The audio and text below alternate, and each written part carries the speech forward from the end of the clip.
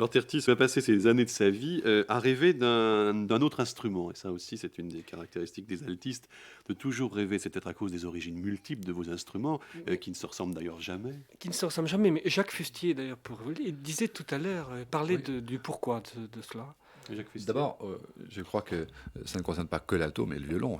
Tous les instrumentistes à cordes sont rarement satisfaits de ce qu'ils ont. Mais particulièrement dans l'alto, où il existe des tailles, d'abord des tailles d'instruments, et ensuite des couleurs de sonorités différentes. Et chaque altiste recherche un petit peu une couleur particulière, bien qu'apparemment il y a un peu un consensus maintenant, où tout le monde est d'accord sur la sonorité de l'alto, d'accord sur ce qu'on veut produire comme sonorité. Mais je pense que Tertis, à l'époque, avait hérité de tout d'instruments, de petits altos fabriqués par les luthiers, pour les violonistes qui occasionnellement passaient à l'alto pour jouer un quatuor, pour faire de la musique de chambre.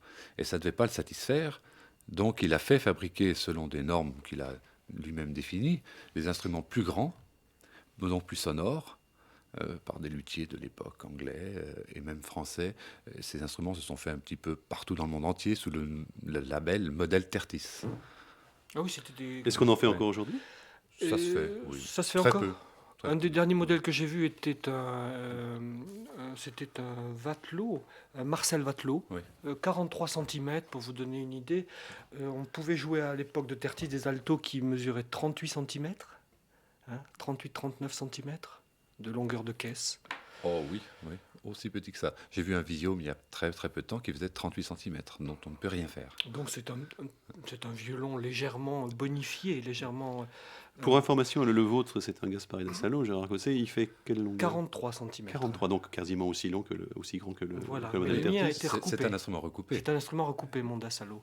Il devait mesurer 47 à 48 cm. Alors Jacques Fustier, est-ce qu'aujourd'hui, disons que vous êtes parvenu à un modèle qui est le vôtre, ou est-ce que les altistes ont encore des demandes, disons, un peu diverses? Bien sûr, le plus difficile est d'arriver à imposer son propre modèle.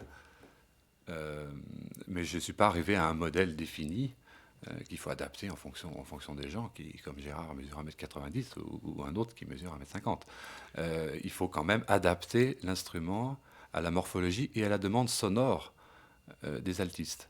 Mais c'est une démarche qui est difficile à faire parce qu'on peut difficilement se forcer à engendrer un son qu'on n'aime pas, qu'on n'a pas dans la tête.